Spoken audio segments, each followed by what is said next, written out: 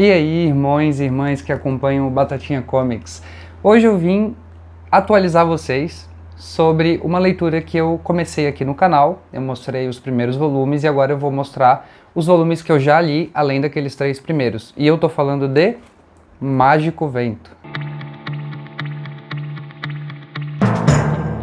Eu já tinha gostado muito dos 3 primeiros volumes, eu já fiz esse vídeo, eu vou deixar o cardzinho aí em algum lugar para você clicar se você não viu o meu vídeo apresentando o personagem e os 3 primeiros volumes da coleção em capa dura da Mythos, edição Deluxe. Cada volume desse contém 2 histórias, então no primeiro vídeo eu cobri as histórias 1 até 6, mais ou menos, porque como tem uma história dupla lá, eles pularam a história 5, se eu não me engano, para depois e puxaram uma de trás, fizeram um esquema para não quebrar uma história dupla em 2 encadernados desse. Ao invés disso, eles juntaram as 2 e pularam uma história anterior para frente, que foi o que aconteceu aqui. Agora, eu tô trazendo os 3 volumes que eu li depois daqueles lá, volume 4, 5 e 6. Então, volume 4, a gente tem aqui, ó, esse aqui é sensacional, mas eu já vou falar dele, com 2 histórias, as histórias Whoopi e Wendigo. Depois, volume 5, Cara de Pedra, que tem uma história dupla, ou seja, esse encadernado inteiro de 200 páginas contou uma história só em 2 partes.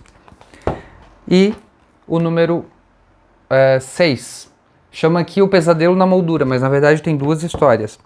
E a primeira, deixa eu lembrar quais são o nome das histórias que a gente tem aqui. A primeira é O Pesadelo na Moldura, essa daqui. E lá na metade a gente chega na história Céu de Chumbo, que é essa daqui.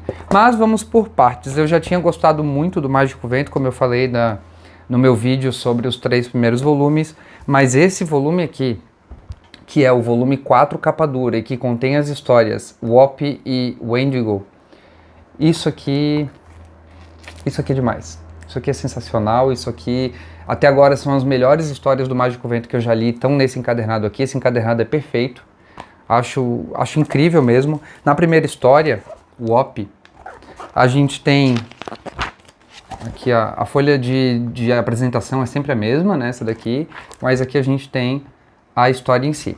A gente tem roteiro do Gianfranco Manfredi e desenhos do Corrado Mastantuono, que eu conheço do Tex. Vou mostrar um pouquinho da arte para vocês.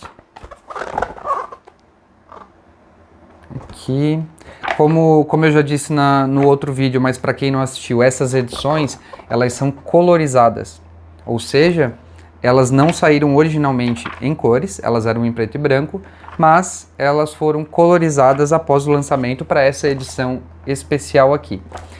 Então, nessa história Whoopi, a gente acompanha uma história de caçadores de bruxa que remete isso que já se passa no passado, né? Mas remete mais ainda no passado da história aqui. E ela é uma história muito diferente, porque as histórias do Mágico Vento, normalmente, ele enfrenta algum tipo de criatura sobrenatural, ou alguma pessoa que está usando algo sobrenatural para ganho próprio, ou para fazer o mal, ou para se vingar de alguém, enfim. E existe algum tipo de combate, onde o Mágico Vento enfrenta alguma criatura, ou algum ser, ou algum feitiço, o que seja. Já nessa história aqui, eu achei muito legal porque o Mágico Vento não recorre ao combate. Essa história é resolvida de uma forma totalmente diferente. O próprio vilão dessa história não é nem um pouco vilão. Isso é algo que a Bonelli faz muito bem, que é os roteiros deles, eles têm tanta nuance, tanto os vilões, os heróis, seja quem for, os personagens têm tanta nuance, tanta sutileza, que não dá pra dizer, algumas vezes dá, mas na maioria das vezes não dá pra dizer, esse cara é um puta de um vilão. De novo, gato. Acontece, por exemplo, em algumas histórias. O Tex, os 7...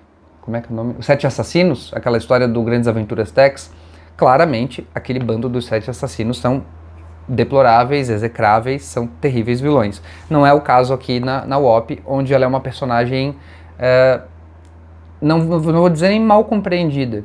Ela não é nem a vilã da própria história. Os vilões são os outros personagens, e principalmente homens nessa história aqui. Mas, enfim, não vou estragar a surpresa, só que saiba que a resolução dessa história é muito diferenciada. Já na segunda história, o Wendigo, muito legal mesmo. O Wendigo é um personagem que uma mitologia, assim, uma criatura que eu já conheço, eu já assisti séries de TV, ou filmes, ou outras histórias em quadrinhos que mencionam esse personagem.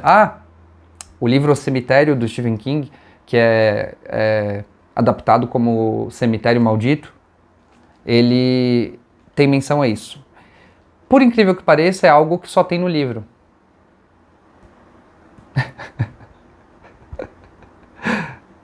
Vaza, meu! É algo que só tem no livro. Essa parte da mitologia do Wendigo. No filme eles meio que pularam, pelo menos nos 2 filmes, tanto o original quanto a versão mais recente, eles pularam isso. Eu acho que no último filme que saiu, que é um prequel para a versão mais recente, saiu direto no Paramount Plus, tem um pouquinho de menção a isso, mas não tenho certeza, não lembro. E o filme é ruim ainda por cima. O demônio que aparecia ali na... Quer falar sobre o quadrinho, demônio? Hã? E aí aqui a gente vê a versão do Gianfranco Manfredi e do Mágico Vento pro mito do Wendigo. Então aqui a gente já tem um spoiler de como o Wendigo vai aparecer.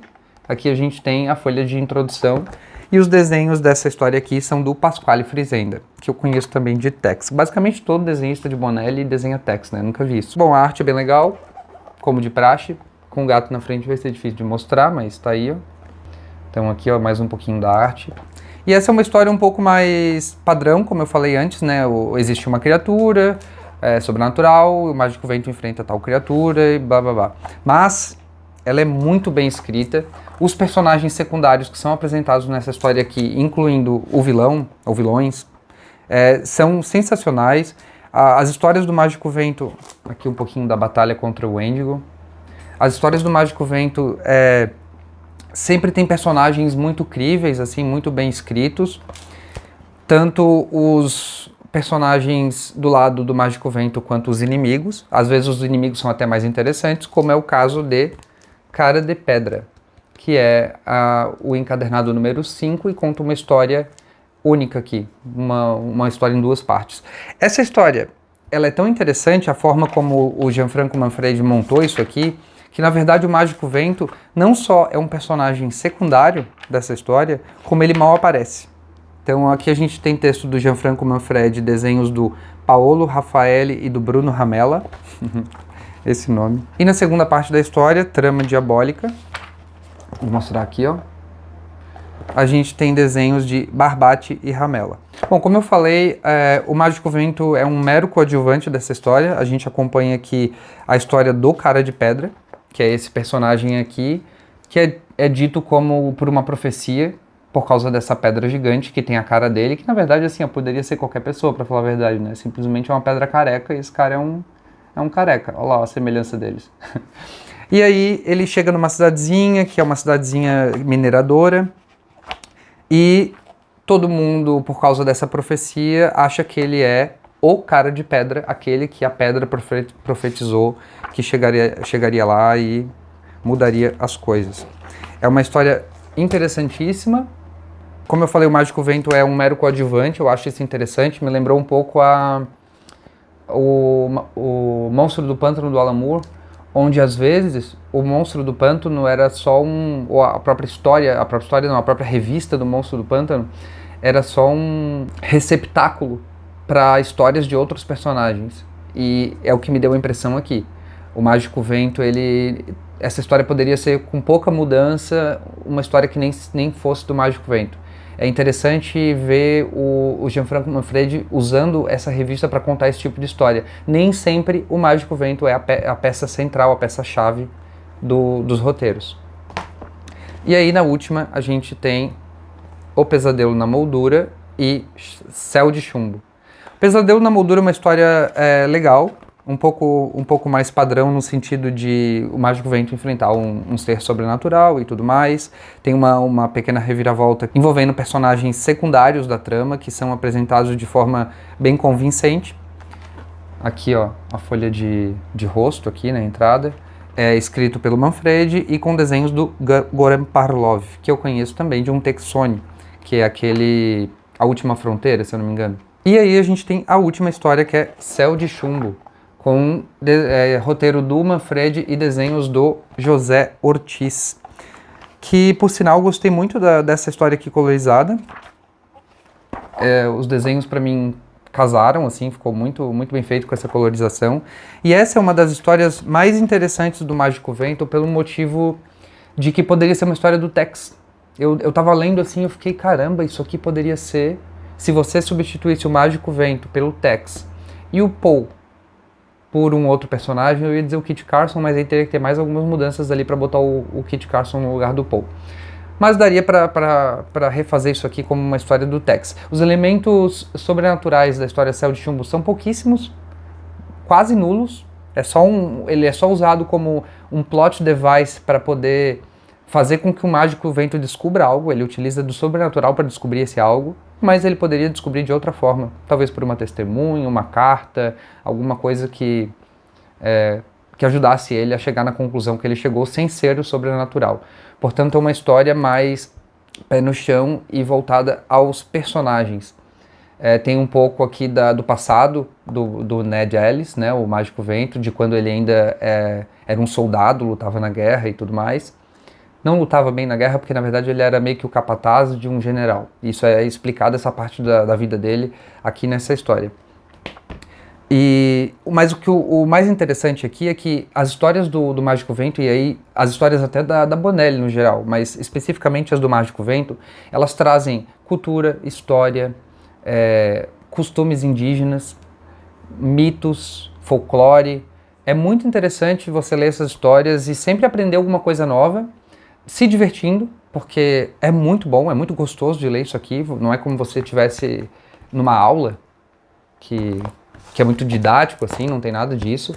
Então, é uma série simplesmente fantástica, gosto muito disso aqui. E você está sempre tirando algo além da própria história que você está lendo. Então, conhecimento. No meu caso aqui, eu até fico prestando atenção na forma como o Manfredi constrói esses roteiros. Eu acho muito interessante, dá para tirar dicas valiosas aqui do roteiro do Manfredi. Eu não tenho tanto conhecimento de arte, então eu simplesmente digo que a arte é agradável aos olhos.